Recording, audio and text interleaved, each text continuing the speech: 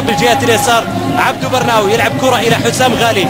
غالي لعب كرة في وسط بينهم أشياء مشتركة كثيرة، يعني الاثنين لعبوا في الأهلي المصري، سكنوا مع بعض في القاهرة، واحد من كفر الشيخ واحد من محافظة الشرقية، عاشوا مع الأهلي المصري في شقة واحدة في مصر في القاهرة الاثنين. لذلك تجد الآن حسام غالي مباشرة يذهب للسلام على عماد متعب.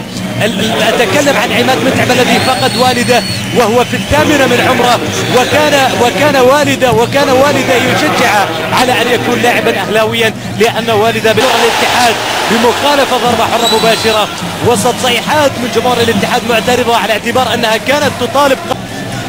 إدر لعب كرة إلى حسام غالي. حسام غالي على ترجع نصراوية. حسام غالي، حسام يتقدم، حسام يهاجم، يعدي حسام، يلعب حسام غالي.